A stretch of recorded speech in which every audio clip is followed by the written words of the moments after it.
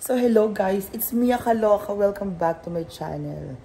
And today, after ilang araw na napaghatid ko kay Popsy sa airport, ay nagstay muna ako dito because nandito sa bahay sa Talibaba, sa Novaliches. Because nagstay po ko dito dahil meron akong project.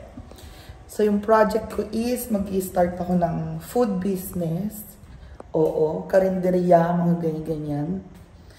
So, normally mga karinderya, Diyos ko, may papagawa na tayong permit dyan. Pero soon. Pero testing muna natin kung papatok kasi testing ko muna kung papatok ang ating siomai business. So, dito tayo sa 3rd floor ng bahay namin. Ito yung mga kwarto. Ano dito eh. Nag-impake na rin ako ng mga damit na dadalhin ko. So far, this is my room here. Ang dami ko pa pong mga gamit na dapat kong iuwi. Iuwi ko yung iba. Ang iba kong mga gamit ay iuwi ko sa La Union. So sige, mag-uwi tayo ng mga pillows. Paano ba yan? Mga ano ko to, mga pillow ko to dati sa aking sofa. Iwi na natin to. Ay, di. Kung iwi ko tong mga pillows na to, sa La Union, wala nang pillows dito. Ay. Saka ko nakakakutin yung mga ibang gamit ko. Oo. Naka-ready naman na yan. I'm sorry. Ayun, yun yung ano ko. It's Mia. Huh? Ay, bigay pa sa akin to ni Dominic. Candle lavender. Sige nga, gamitin ko. Ito pala yung ano, kandila. Ayan. So, anyway. So, may makap-mukap ko dyan. Oh. So, anyway, ayun na nga po. Dahil tayo ay pupunta na tayo ng La Union. Okay, so uwi ko to. So ngayon, pagpunta po natin ng La Union, ayan, yan po yung mga apartment.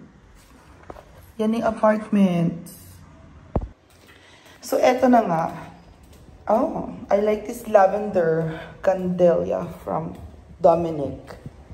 So wala nang tao dito. Pag umalis na ako, iwan ko na to dito.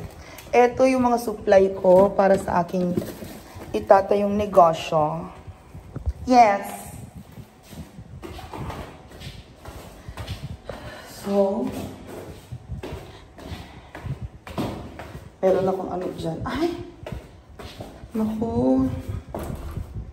Bago ko nga pa nakalimutan.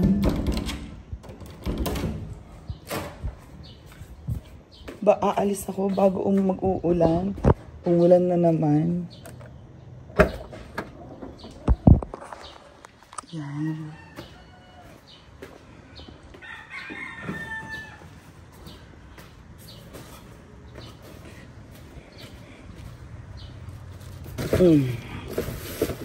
Ayan ang aking ano. Yan yung table ko. Bago lang yan din. Bago yung table. Pachay! Halika dito. Kumain ka? Ayan. Aking mga supply. Ilagay ko. Okay. Bigat ang bigat. Mag-impake pa ako ng mga gamit ko.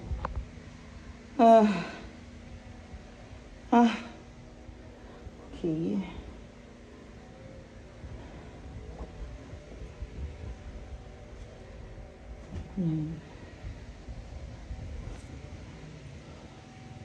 O nga pala, gawa ko ng ulan.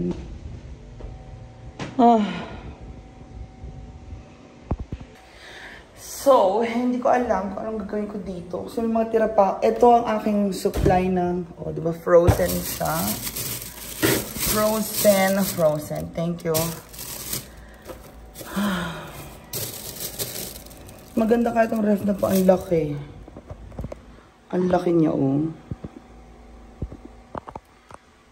Kasya yung ano. Mag-uwi ko yung aking tofu. Yan lang naman. Anyway. So, pwede naman po ako dito umuwi siguro mga weekend, mga isang gabi, dalawang gabi. Para po mag-resupply. Pwede ako umuwi ng weekend ng ano, ng mga Saturday or Sunday. Magbabus na lang ako. Kasi yung bus dyan lang naman po yung stopover na ng bus. Malapit sa amin. And then, so mag-i-start muna ako ng aking siomai. So, nag-order po ako ng siomai sa isang kilalang restaurant na gumagawa po ng siomai. Nagma-manufacture po sila ng mga big siomai. Ayan. So, ang kaya ko kasi, mabigat kasi yung 11 kilos. Ang bigat po ng 11 kilos. So, anyway, ano na rin yan? Parang 400 pieces na rin yan ng siomai. Pero ako, I doubt, feeling ko yung siomai po na yan is aabot siguro 1 linggo, 2 linggo. Naka-freezer naman siya habang nabebenta. And then, after that, gagawa rin po kami ng sarili naming dynamite and fried chicken. So, siomai, dynamite, fried chicken.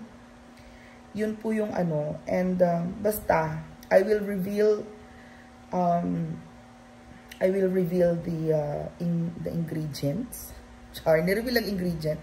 I will reveal our menu soon. Anyway, mayroon din po tayong luto-luto. So, pwede kayong pumisita sa Katbangin. And, yun. Mga pang-daily, ano lang po ito. Pang-daily luto lang po ito. Nauulamin din po namin. So, hello. Do you need to tag DOH? And I'm not sure. May nagsabi, itatag daw niya si DOH. And, pati food and drug. Hello, FDA! Hindi po ako gumagawa ng produkto. Kaing bahay lang po. Lutong bahay lang po. Oo. Hiyang-hiya naman po ako na magtatag po kayo at magre-report pa sa Food and Drug Administration. Yeah, mga normal na dininding. O sige, report nyo po yung report mo po yung normal na ulam na fried chicken, dininding. Okay, so, good luck. Anyway. Kaloka. I will see you in La Union. Thank you so much, guys. And eto na po, dito lang, eto po yung bahay.